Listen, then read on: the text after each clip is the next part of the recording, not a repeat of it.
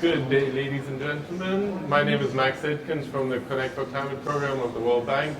We're coming to you live from Innovate for Climate, Finance and Markets Week in Barcelona.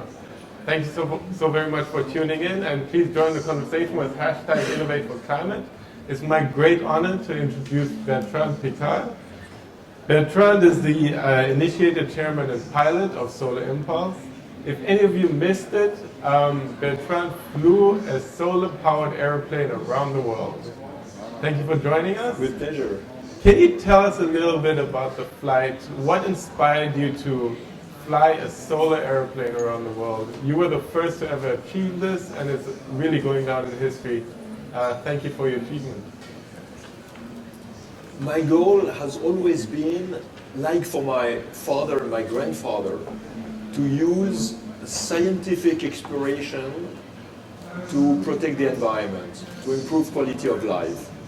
And I thought that today we have so many people who are skeptical about the use of renewable energies, about the use of clean technologies, and I wanted to show that you can do something incredible with that. You can push the renewable energies into extreme applications, like flying around the world in a solar-powered airplane.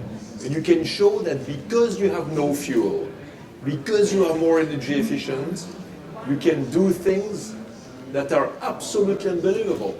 The Solar Impulse actually was the first ever airplane, and currently the only airplane that can achieve perpetual flying. You charge the batteries during the day when you are flying with the solar energy. So you use your batteries during the night, you reach the next sunrise, and you continue, and cycle after cycle, you can stay in the air forever. And it's because you have no fuel. You don't need to refuel and land for that. That's absolutely fantastic. Just quickly, how long did the trip actually take you? How many stops did you have along the way? Well, it was a 15-year project, because we needed, with my friend Audrey Borschberg, to have two airplanes, one prototype, and then the one for traveling.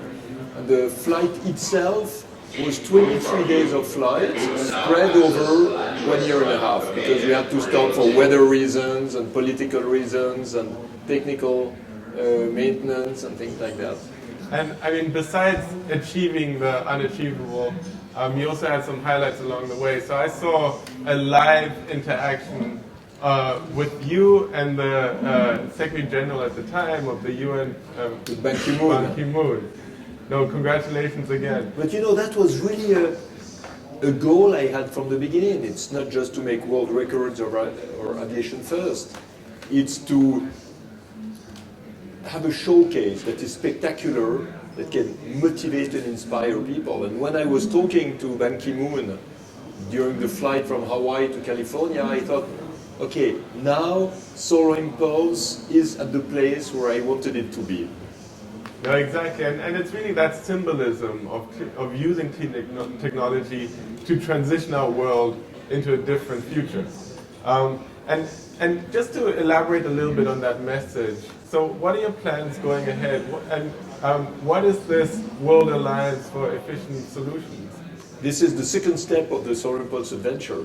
The first one was to be credible with the solar airplane, showcasing the efficiency of these new clean technologies. And now the goal is to gather, federate the highest number of people, individuals, startups, universities, big companies, who have an idea, who have a solution, who have a clean technology, a process, a product that can protect the environment in a profitable way. That's important. It needs to be profitable, it needs to be able to create jobs, to make profit, to sustain growth. So you will attract investors, you will attract the industry, you will attract also politicians who understand that it's a good way to move ahead, and maybe even to be re-elected because they show that they are doing something.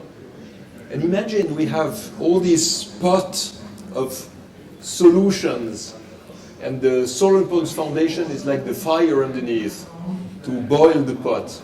That means to bring investors, to bring solutions, to bring media, promotion, and so on, and it makes the steam that will go to the governments as solutions to reach the environmental targets that they have, because very often the environmental targets, they are just the result of a political negotiation. It has nothing to do with the reality.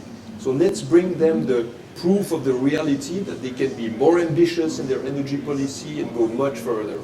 Absolutely, and that's really what also this conference is very much about. You know, Innovate for Climate, showing the innovations in finance, the shifting markets, the technologies that exist, the solutions that are available, and how those are financially profitable and how those are already applicable. And it's really this concept of clean tech that is available and present for everybody to grab.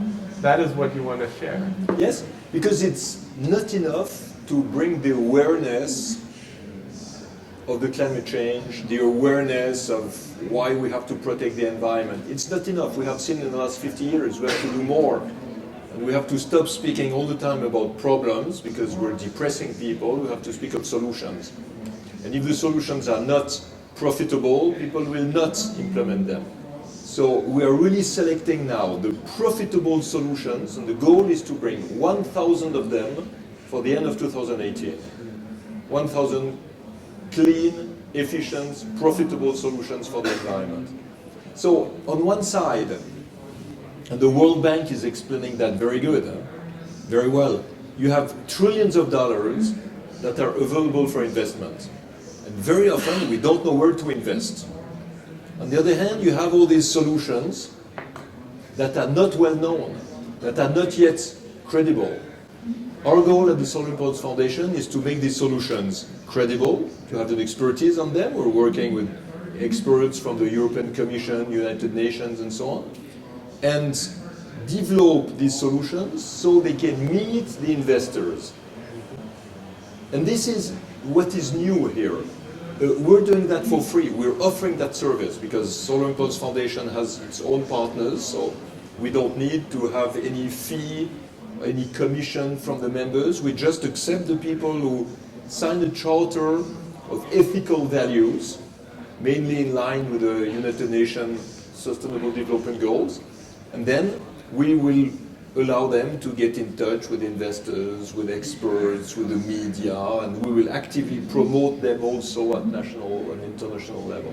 Absolutely, and it's your kind of activities that is really driving this industrial revolution, you know, into the future, into a clean technology future, into a low carbon resilient future.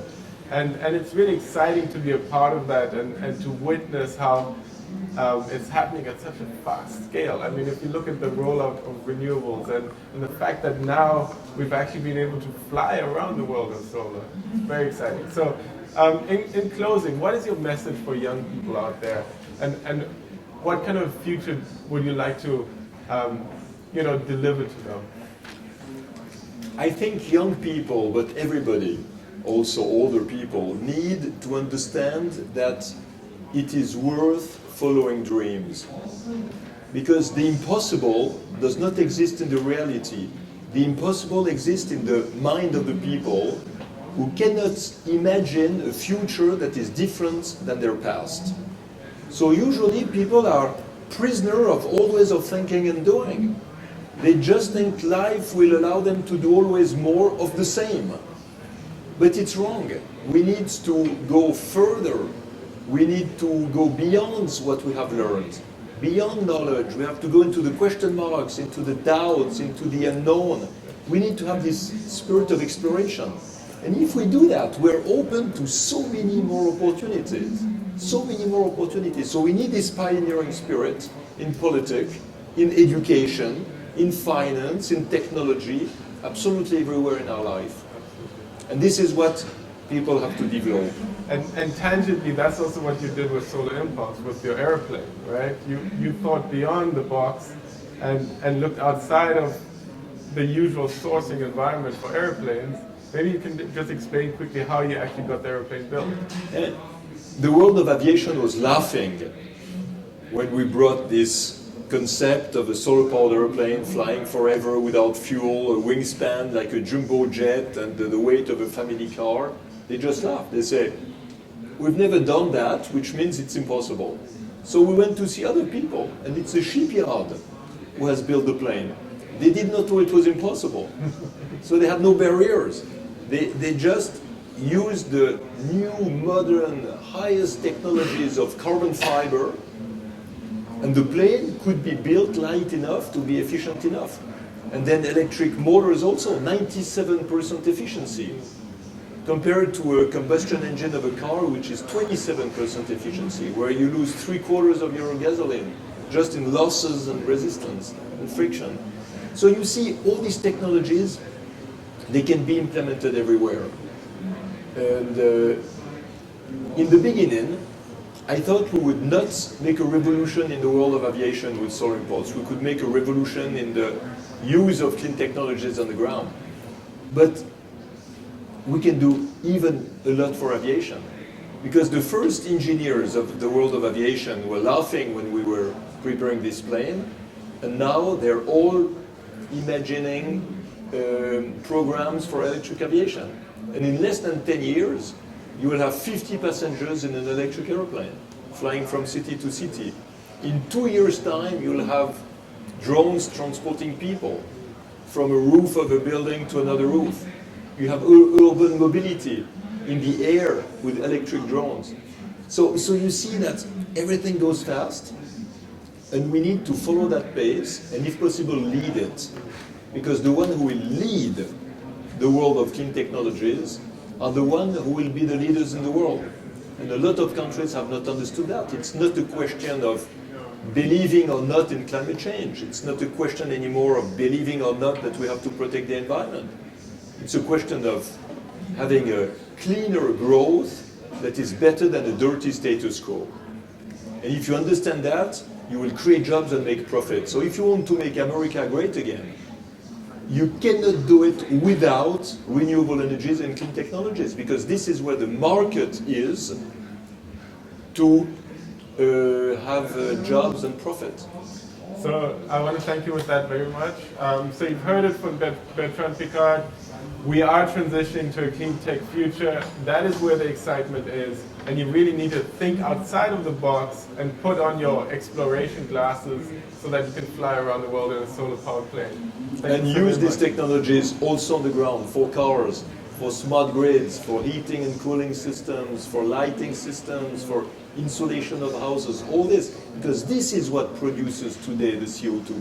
Yeah. It's the old inefficient solutions that we still have. Absolutely, and it's an exciting time to be moving to that low-carbon, resilient future. Thank you so very much. With pleasure. And just keep on following us on Facebook Live, Connect for Climate. Use the hashtag Innovate for Climate, and we're coming to you live from the Innovate for Climate Finance and Markets Week in Barcelona. Thank you again. With pleasure. Appreciate it.